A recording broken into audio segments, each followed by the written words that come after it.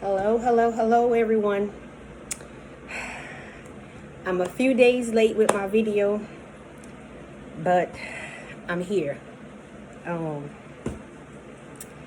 I actually do these every Friday, but something came up this Friday. Honestly, I was tired. I was exhausted from working all week, trainings, and everything else. But I decided to make it today after church. So today is a good day, a blessed day, a thankful and grateful day, as all days should be, but I'm grateful and thankful for this day, as all the other days. But as usual, there's a different topic, a new topic. And first and foremost, I want to say my heart goes out to anyone that has lost someone, whether if you lost a parent, lost a child, a sibling, a cousin, a friend, a neighbor, someone that you really loved and cared about, someone that means so much to you that are no longer here, that they have passed on. My heart goes out to you, totally goes out to you. The main topic on loss or death is dealing with the loss of a child. This is touchy for me. This is a very, very touchy and hard topic for me. As some may know, I lost my only son, my only child, 5 years ago, March 26, 2017. And that wasn't easy. It's still not easy from time to time, but I've learned to cope with the loss. Not heal from it, because that's something that I don't think you can ever heal from. It's something that you learn how to cope and deal with and move forward. But I want to share with you my experience, and hoping that what I went through can hopefully help someone else to understand and identify the stages of grief. There are 5 different stages. And I went through all 5 of them, and an extra one that I'm going to tell you about. So some of the things that I'm going to discuss here, some of you probably is hearing this for the very first time. And those that are really, really close to me, that they've heard it before. And maybe not every single thing, but they've heard most of this before. So I decided just to share this, so that way you can, if you hear Cash in the background, just pay him no mind. But anyway, I want to start off with identifying the 5 stages. Denial, anger, bargaining, depression, and acceptance. Those are the 5 stages of grief. Some people don't even know that you go through stages when you grieve. Some people just think that when you go through something traumatic or something painful or hurtful, the first thing that they usually cling to is depression. I'm depressed. I'm angry, or I'm mad. Depression is usually the first thing that everyone clings to, that when they're dealing with a loss of depression. But there's actually 5 stages of grief. So let me get into what happened with me and how I work through that, and still working through that 5 years later. It took me about 3 months to move from the first stage, which was denial. And after about those 3 months, I finally made it to stage 2, which was anger. But when I made it to stage 2, I regressed and went back to stage 1, which was denial again, which happens a lot of the times when we're grieving, especially I'm no way saying that my loss is greater than anyone else's loss, because that's no way possible to identify a loss. You can't say that, oh, my loss was greater than yours, because my loss was a child and your loss was a friend. That doesn't mean anything. A loss is a loss, and we all hurt and grieve in different ways.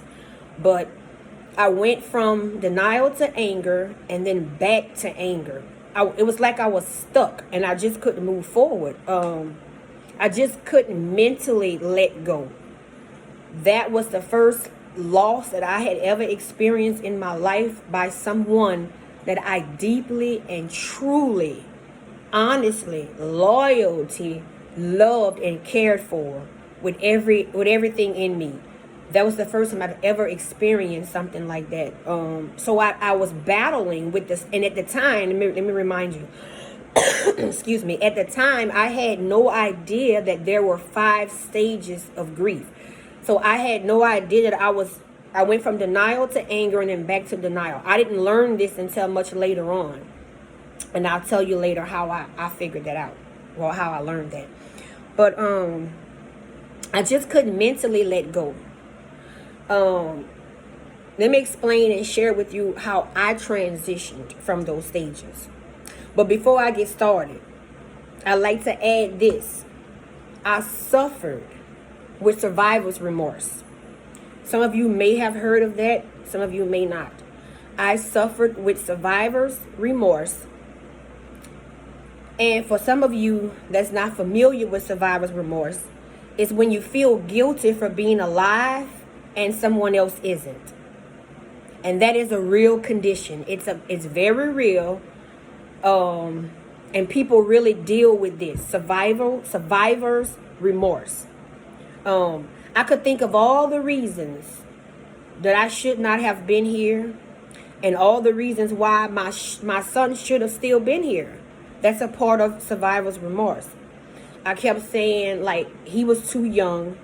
He had a life to live. He never had kids, got married, had a career, bought his first home. All those things that I had already accomplished in life. So I felt like I was the one that should have been gone and not him. That's survivor's remorse. That's how you feel as a survivor when you love someone that so much that you've lost, and you feel, especially if they were young. My son was 25, so especially if they were young, and you're older and you feel like you've accomplished so much in life, and half of the things they haven't even accomplished. So it makes you feel remorseful. It makes you feel guilty. And I went through all that. I just felt as if he was robbed out of his life because he was so young. So I battled with survivor's remorse while I suffered with depression. So I was battling both of these things. I was on depression medication for a while and medication for a stress ulcer that I had given myself mourning his death. Some of you may know, before my son passed away, I was a workout addict. I worked out 6 days a week, sometimes 7 days a week. Sometimes in those 6 days, I worked out twice a day. In the morning, then again in the afternoon when I got off work. It's like I had to do that. I needed to do it. But I was meal prepping, eating 6 portioned meals a day, meal prepping every Sunday for the whole week, drinking a gallon or more of water every day, drinking my protein shakes twice a day, taking all my vitamins, enzymes, vitamin D, vitamin E, calcium, everything, black seed oil, fish oil. I was taking at least 8, maybe 8 vitamins a day every day. I was the healthiest I had ever been, and super lean. Come on, your girl was fine. She was fine. But yeah, so, and when I lost my son, I just lost all hope. Everything just stopped. Everything. It's like my whole world stopped when losing him. So going back to the stages. During my denial stage, all I did was sleep, bathe, and sleep again. That was it. Sleep, bathe, and sleep again. I didn't want to face the fact that he was no longer here, so I slept majority of the time. Mind you, I stayed out of work for 9 months straight doing nothing. Nothing but sleeping. I wasn't eating. That was not healthy. I lost a lot of weight. I lost a lot of unhealthy weight. That was definitely unhealthy. Some people, when they are depressed, they eat. Some people, when they're depressed, they don't eat. I'm one of those non-eating depressive person. If I get depressed, I can't eat. I don't have an appetite. If I worry, I can't eat. Some people it's opposite for them. But it's not healthy either way, because if you're depressed and you're eating a whole lot, you're going to gain a whole lot of unwanted healthy weight really quickly. And if you're depressed and you're not eating, you're going to lose a whole lot of unhealthy weight quickly, to where you're going to start looking sick. Because you're losing the weight too fast and you're losing it in an unhealthy way. So when I reached the anger stage, I was bitter and angry. I was literally saying to myself, I wish someone would say something to me, and I didn't care who it was or where it was, because all this frustration and this pain that I have inside of me, they're going to feel it. They're going to get every bit of it. I'm ashamed about this now, 3 months, very ashamed about this. I thank God for convicting me. I thank him for conviction, because without conviction, like I've said before, there's no change. If we don't feel guilty about the things that we've done wrong, we need to question ourselves. Do we need to ask God to restore our hearts or give us a new heart? Because if you know you've done wrong and you're not convicted by that, are you really walking with the Lord? Are you really walking with Christ? If you've done something wrong and you just don't feel the need to make it right. So I apologize for me feeling the way that I felt. Let me tell you a short story. I was so angry and so bitter with the world from losing my son. 3 to 4 months after my son passed away, I remember getting out of the house, because I would just stay in the house. And I said, okay, I'm gonna tell you what store I was in. I was in Ross on 1960 here in Houston, close to the Humble area. So I decided to go in Ross and just go do a little light shopping just to get out of the house. So I'm standing in line, and there's a lady in front of me. When I tell y'all I'm ashamed about this, I've asked God to forgive me though about this, because this is not me. Anyone that knows me knows that this is totally not out of my character. So I'm standing in line behind this lady. I have a couple items that I bought, and I threw them over my arm. So they're on my arm, and I'm standing behind her. She's in front of me, and one of the hangers from the clothes touched her. I didn't know it touched her, because I'm just standing there. I'm looking around, and she turns around and she says, "You hit me." And I'm puzzled at first, because I'm like, I know my hands are here. I know I'm not close to her. How did I hit her? And I said, "I'm sorry, ma'am. I didn't mean to." And she automatically says, "You don't know who you playing with. Don't let the age fool you." Now, she might have been, I want to say, maybe anywhere between mid to late 60s. And y'all, I was trying to be like, remember, I had just lost my son 3 or 4 months. So I was still battling all these different stages of grief within me. And I was at the stage of anger when this happened. So when she said, I remember she said, "Don't let the age or let the gray hair fool you." Something like that she said. So when she said that, I lost it. I was like, let me tell you something. I don't know what happened to you or what's going on with you, but you have no idea what I've experienced or what I'm even going through. You don't want none of this. And if you feel you want some, meet me outside. I paid for my stuff, y'all, and I literally went outside the door and waited for this elderly lady to come outside the door. Thank God she didn't come outside. I was so angry, but I'm so ashamed. But I'm just letting you know, I'm not perfect. I wasn't perfect then, and I'm not perfect now. But I'm just sharing this with you to explain to you how grief, how loss, how anger can consume you, and can consume you in all the wrong ways, and have your judgment clouded and all that. And you will do something that you normally would never do if you were thinking level-headed and you wasn't in a depressed or in a place of darkness, rather I say. I was definitely in a place of darkness. I was fighting demons at that time.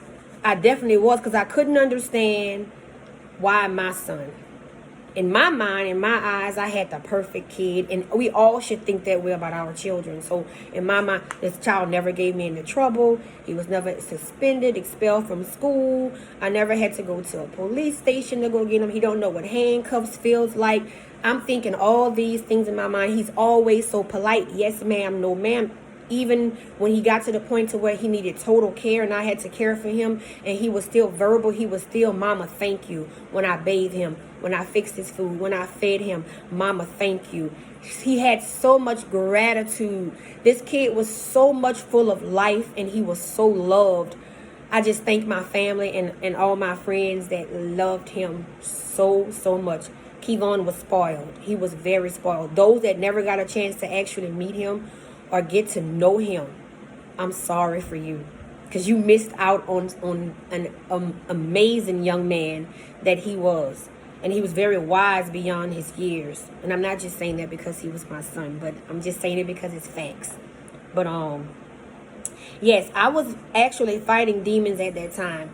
The enemy knew my weakness, and he was using it to his advantage. But God prevails. He always prevails. Then I moved to the bargaining stage of grief. Now, let me explain to you what the bargaining stage is. I started thinking about what I could have done different. And if I could have only did this or that, then maybe things would have been different. So I started bargaining and reasoning with God, like, man, what if I would have did this? What if I would have did that? Would that could have prolonged his life? Could that stop what was happening with him? Would he still would have been here? So I thought that was the bargaining stage that I moved to. And I didn't stay there too long. I stayed there maybe I want to say probably about 3 or 4 weeks. Then I got to the depression stage. But let me tell you something about depression before I explain to you that. A lot of people wear their pain well. I am one of them that wears pain very well. I could be going through the most traumatic, painful, hurtful, traumatizing time, and no one will ever know. I still wear, this is depression, still wears a smile. Depression still talks. Depression still gives. Depression still forgives. Depression still loves. So that's why some people when you hear people say, when someone commits suicide and you hear someone say, I never would have thought he or she would have done that because he or she was so strong. They didn't appear to be that way. Or I just talked to he or she and he or she seemed to be in really good spirit and didn't seem suicidal. But I'm telling you, this is a face of depression. This is what depression looks like. Depression doesn't always walk around with a frown or saying verbally, I'm about to commit suicide. I'm so tired of life. Life can beat us down in a way to where you can be happy in one moment and 5 minutes later a conversation could take place or something can take place in your life where the snap of a finger you'd have committed suicide. You didn't contemplate on doing that an hour early. You had no idea you was going to do it. Something happened that triggered that in you to make you feel like there was no hope for anything or for nothing, that your life was actually over. So I'm saying that to say this. Depression is not always moping. Depression is not always sad. Depression is not always crying when you see the tears. A lot of depression tears are seen in private that no one gets to see. So check on your friends and your family, the people that you love. Check on those that you always say, she is so strong. I don't know how you make it. I don't know how you did it. I don't know how you still going on. You don't know if they're on their last prayer, their last leg, however you want to call it. You don't know if in that moment that you're saying that, they're on their way to a suicidal mission. So we have to be careful and be mindful what we say to people and how we treat people, because you never know someone's story. I'm sure you probably heard the saying, from glory to glory. Everyone's story doesn't end in glory. Just keep that in mind. We need people around us, positive people, to remind us about hope, about love, about not giving up, about how they are loved, how they are appreciated, how they are needed.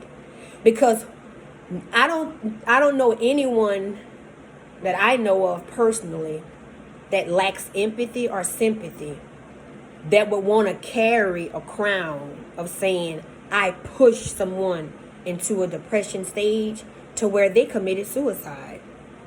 They took their own lives because of something I possibly said or something I did.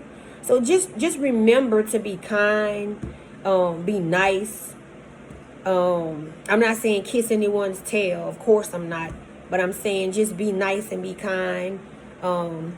And check on your friends. Check on those that you think that are super strong, because your super strong friends are tired sometimes of being there for the friends that aren't so super strong. So your super strong friends need a shoulder sometimes, or sometimes just an ear to vent, or a shoulder to cry on, or maybe sometimes we just need a hug, and that's it. But check on your friends, check on your family and your friends, especially the ones that you say that are always strong. So when I got to the depression stage, this was the worst of them all. I stayed out of work, like I stated earlier, for like 9 months. I didn't want to wait. I didn't even want to walk outside the house. I wasn't eating. I stopped working out. I stayed in bed clothes all day in and day out. I had suicidal thoughts. I felt like I had no purpose and that my life was over. I stayed at this stage for years, not months, but years. I stayed at this stage. So depression can linger on for a very long time. And I think my opinion is what helps depression to stay longer is when you encounter other situations, other life events that happens to you while you're still dealing with the loss. Well, let me say me. While I was still dealing with the loss of my child, I was also dealing with other things that was coming up in my life at the same time, all around the same time, within a few years, or a year and a half maybe, or all around the same time. And I was still in that depression stage from losing my son. So I think that helps depression stays a little longer, when some of us battle other things that causes depression on top of the depression that we were already dealing with in the first place. So I would advise you, please get some help. Don't be embarrassed that you need counseling, that or you need therapy or anything to help you to move past your grief, whatever that grief may be. Once you open up and learn about the life cycle and the process of death, your perspective changes. That's what happened to me.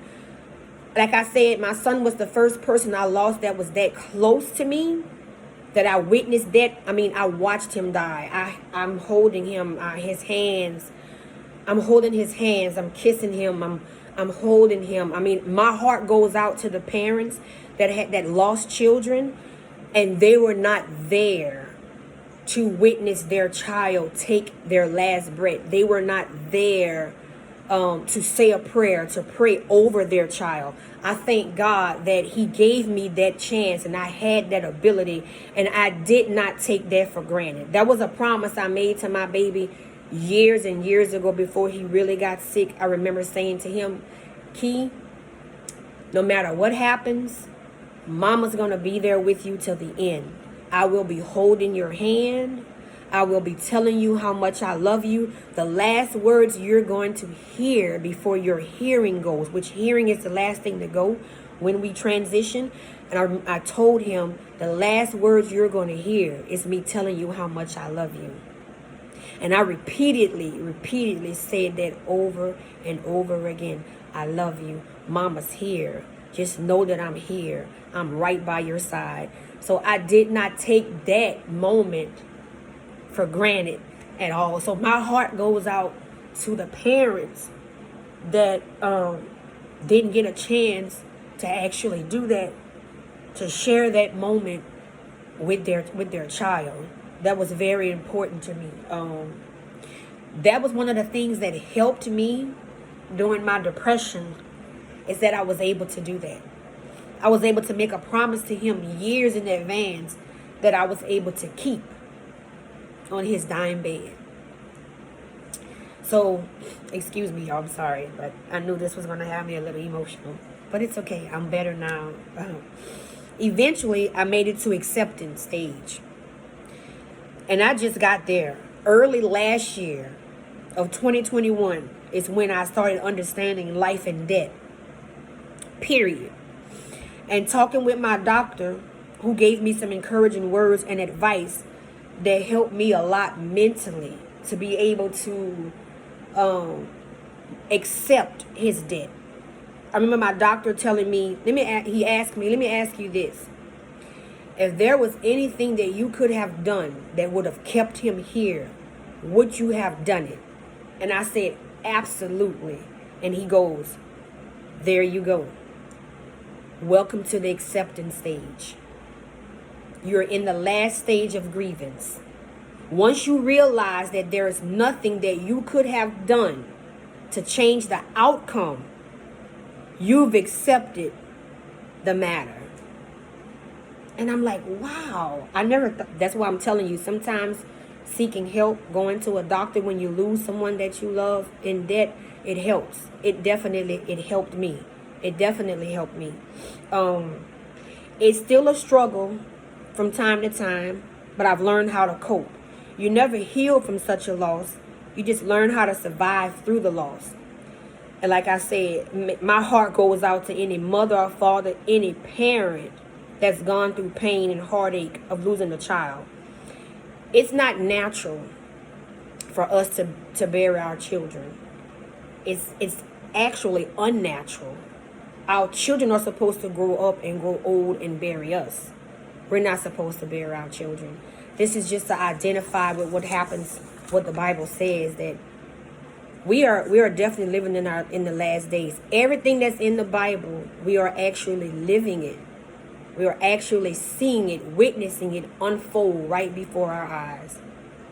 Every single thing, from the children turning against the parents, parents turning against the children, husband against wife, wife against husband, all these plagues, all these diseases and viruses that are taking over, that are wiping out millions of people all over the world. All this was written and was done before. All this happened before. It's just coming back. So not all those that think you have time. Oh, I have a little more time. I'm still young. I'm 20 something. I'm 30 something. I still have time to get right. I still have some partying left in me. I need to get right first before I give my life to Christ. No, he'll meet you right where you are. And you don't have to be perfect, because guess what? No matter how hard you try, no matter how much makeup you wear, no matter how much designer you wear, no matter what type of house you live in, what kind of car you drive, you will never be perfect. Only in God's eyes. We're all perfect to him. We have nothing to prove to anyone but to him. And the only way to him is through his son. And anyone that does not believe that, I feel sorry for you. I definitely feel sorry for you. The world is changing and has been changing for quite some time. And even more now with crime, the economy, diseases, all this stuff that's happening. Find joy in life. In what you do, joy is more assuring than happiness. Happiness is only temporary, but joy can last a lifetime. What brings you joy, cherish it. Whatever it is, her or him, whatever brings you joy, don't take it for granted. Life is too short for family not to be speaking to family. Same with friends and neighbors, etc.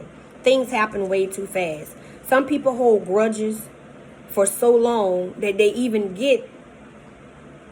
forget what they were even mad about in the first place, because they've been holding a grudge for so long.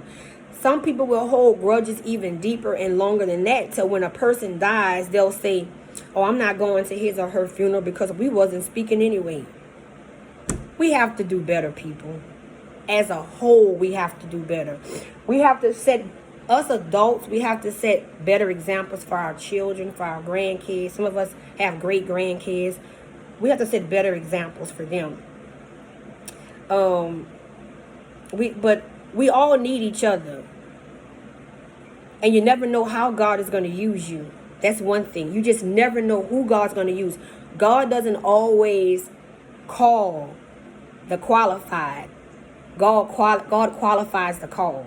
So he can take anyone and use them to minister to someone else.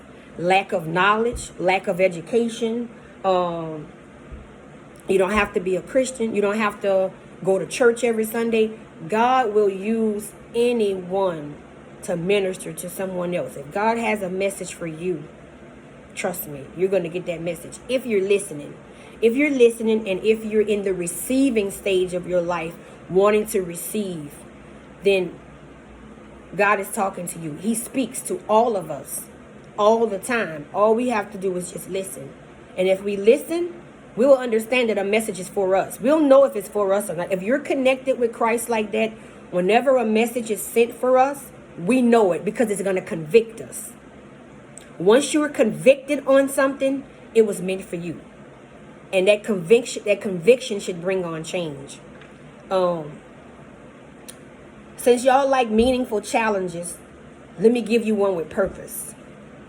I challenge you to be the bigger person and reach out to at least one person that you haven't spoken to, or y'all falling out behind something. It could be something small, something big, or whatever.